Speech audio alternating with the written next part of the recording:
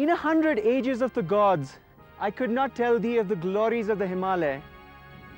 Thus does tradition call down to us from the Purans. This is a spectacle of awesome dimensions. Ranges upon ranges, tiers of rock, sharp sky piercing peaks and canyons, deep beyond measure. This is the Great Himalaya. How did this all come about? Whence rose these citadels of ice? How did this 3,000-kilometer long mountain range come into existence? For the Himalaya are not just the most impressive of all mountain chains, but also the youngest. You have to stretch your imagination a bit to comprehend the cataclysmic events that led to the formation of the Himalayan ranges. According to the most accepted geological theories, 1 billion years ago, India was a giant island landmass gradually moving north.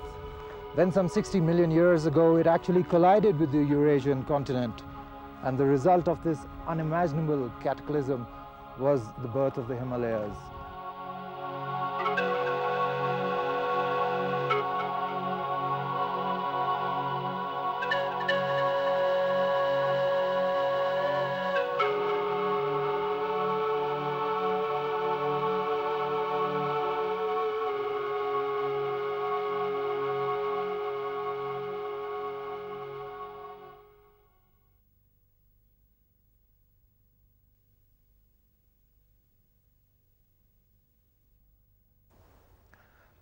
The line along which the two continents were joined is known appropriately as the Indus-Yarlung Suture Zone, marked by the courses of these two greatest rivers of Mount Kailash. After 60 million years, India and the Asian continent became closely welded along this line, and yet the northward movement of India still continued, but at a slower pace of just 2 to 3 centimeters a year.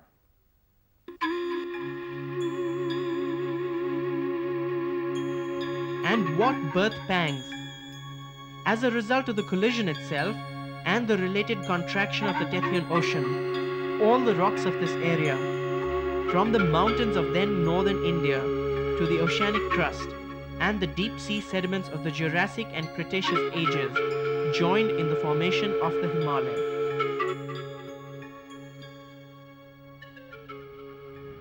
This then is the result of those ancient events. Each layer of eroded rock tells the story of the play of millions of years of brute force by nature.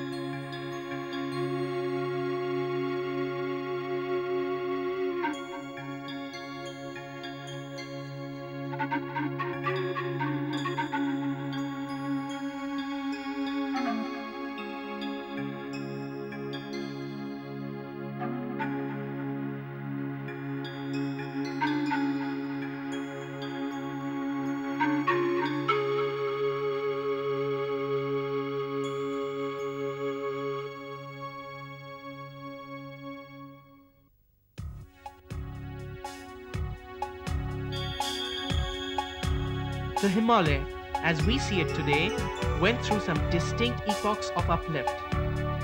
First came the Trans-Himalaya. South of this is the High Himalayan region, where the range reaches its highest points.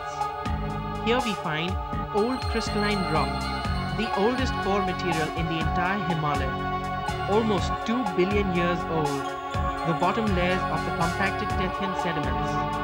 This is known as the main central thrust.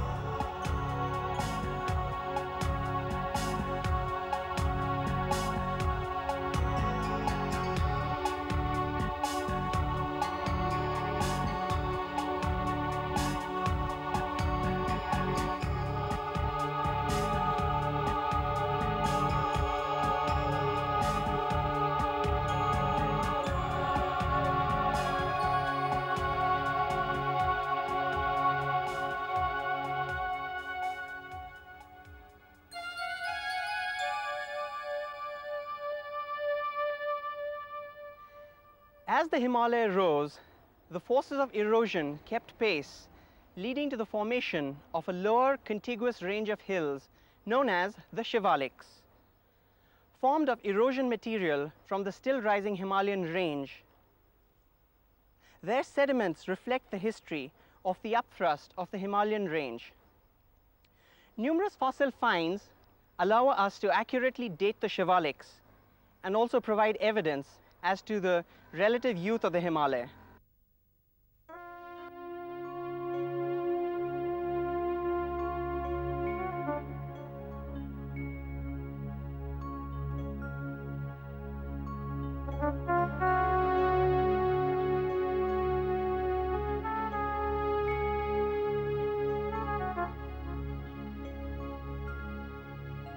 In the second phase of upheaval, further uplift of the central axis took place. It was now that the great peaks of the Garhwal Himalaya, such as Nanda Devi, achieved their present eminences.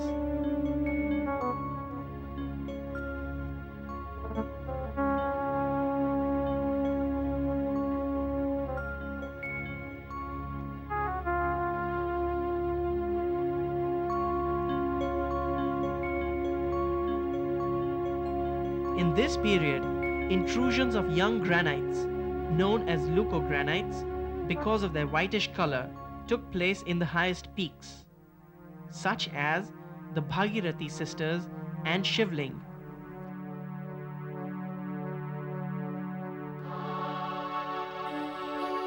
The last upthrust affected not just the Himalayas and the Trans-Himalayas and the Karakoram, but also the whole of the Tibetan region. Today, this area of some 2.5 million square kilometers is the highest landmass on Earth. For in the last 1 million years, it has risen some 5,000 meters. And today, this process of its rising at just 4 to 5 millimeters a year is the process which still continues.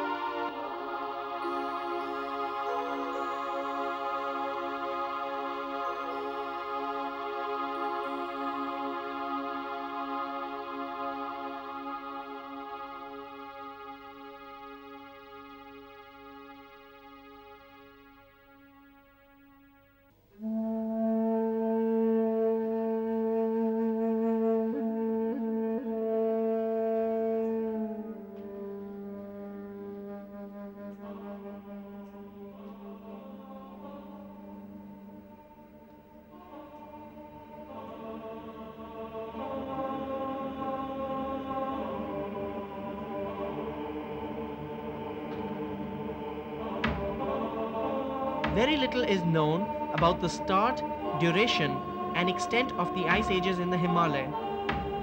Geologists have, however, determined that the last but one was the most severe of the ice ages.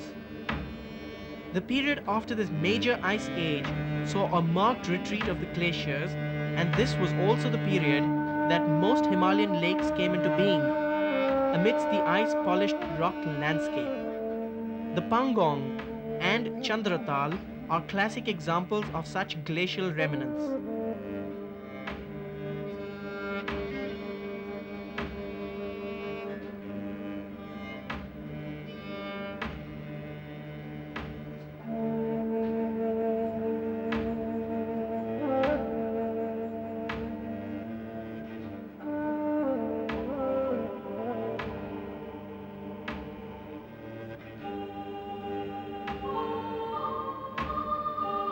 Large lakes were also formed as rising rivers were blocked by the emergent ranges. As the rising Pir Panjal blocked the Jhelum, it turned what we know as the Vale of Kashmir into a lake.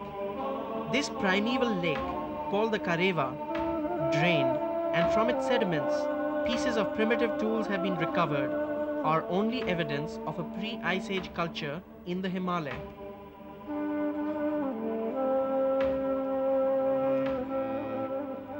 Like the prehistoric lake of Kashmir, the Kareva, there once stood a lake here near the monastery of Lamayuru. It drained out some 30,000 years ago due to certain fluvial and tectonic forces, leaving behind these very clearly visible strand lines where the lake water level once stood. All the major rivers of the Himalaya have their source in the holy Kailash region. The Indus to the north, the Yarlung Brahmaputra in the east, the Satluj in the west, and the Ganga and Karnali streams to the south and southwest. This amazing situation, making Mount Kailash the literal linchpin of the Himalaya, is the result of a 30 million year old upthrust of the Kailash range at a time when the Himalaya were in the slow initial phase of their formation.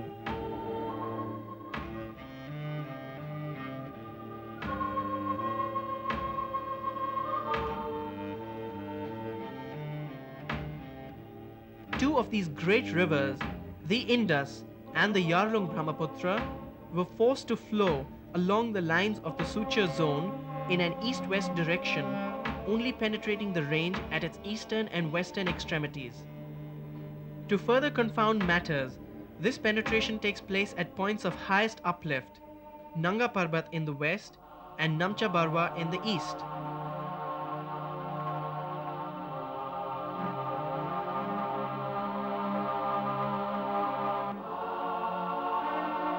Here in the east, the Yarlung Sangpo parallels the Himalaya till it comes to the Great Axel Bend at Namcha Barwa. Then, cutting one of the deepest gorges on earth, 3 times as deep as the Grand Canyon, it enters the plains of Assam.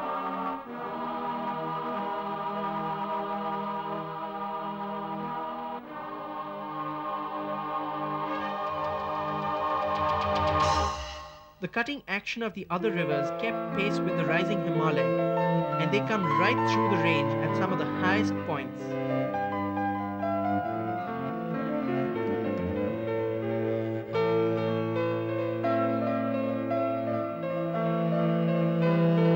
The sources of all major Himalayan rivers lie, therefore, on the north side of the Great Range, and besides the Kailash group, include most larger Himalayan rivers. These rivers are the principal architects of the Himalayan landscape, and each river system has created its own unique geomorphology.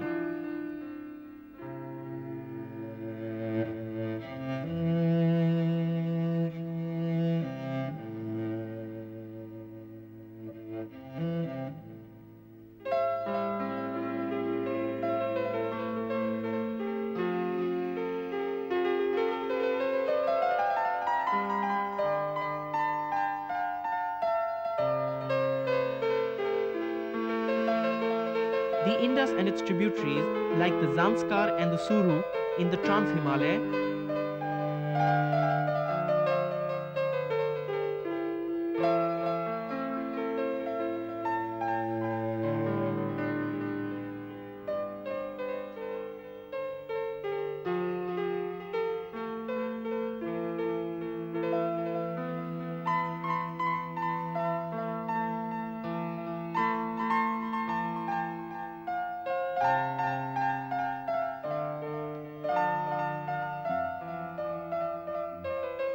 its major Himalayan tributaries, which are river systems in their own right: the Chenab, Ravi, Beas, and the Satluj.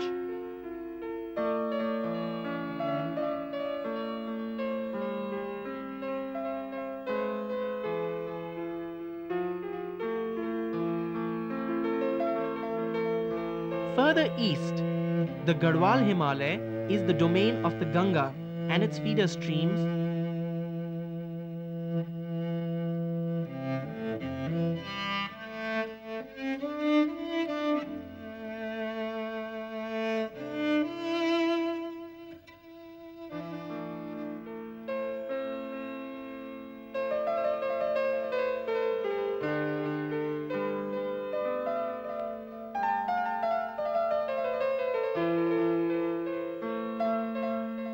northeaster drains the Sikkimese Himalaya.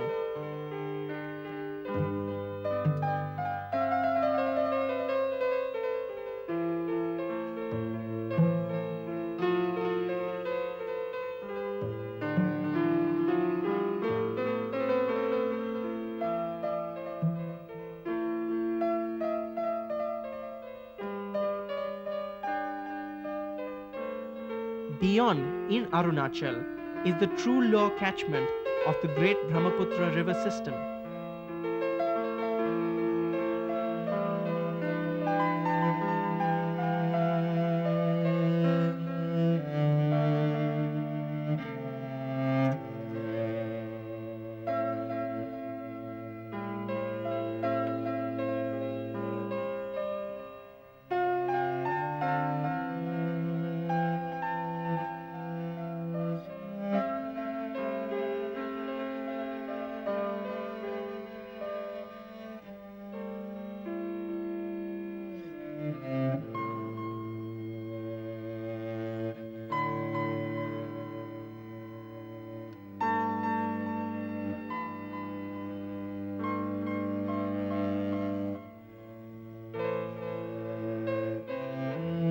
The gradual rise of the Himalaya took place in a series of long curvilinear parallel folds, and in this stupendous upthrust of the Earth's crust was created a mountain range that contains all the world's mountains over 7,000 meters in height and constitutes the line of demarcation between two of the world's great faunal realms, the Oriental to the south and the Palearctic to the north. Here we find compressed into a few tens of kilometers the most abrupt environmental changes in the terrestrial world. Although we tend to talk of the Himalaya as a monolith, the fact remains that in their 3,000 kilometer length, they present endless variation in terms of climate, geomorphology, flora and fauna.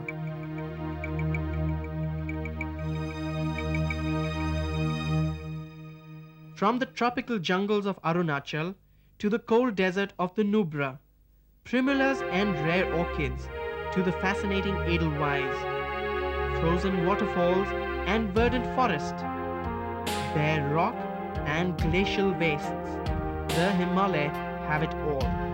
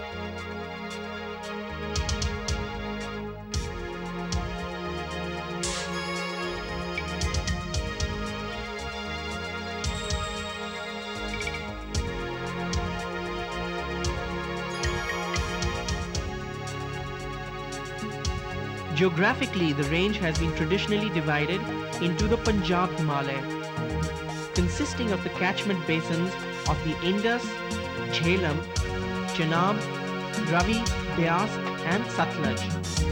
The Garhwal Himalaya, consisting of the catchment basins of the Yamuna and the Ganga. The Kumaon Himalaya, the Nepal Himalaya, Sikkim, the basin of the Teesta, and the Eastern Himalaya, the Brahmaputra and its left bank tributaries. Broadly, they are classified into Western, Central and Eastern Himalayas. The Western Himalaya, from Himachal Pradesh onwards, has a much greater depth or width than the Eastern Himalaya. A transverse section drawn from the plains of Punjab through Kashmir onto the Karakoram is 3 times longer than anywhere in the Eastern Himalaya. The Eastern Himalaya is also climatically very different. High rainfall and gentler conditions make the Eastern Himalaya a recognized haven for biodiversity.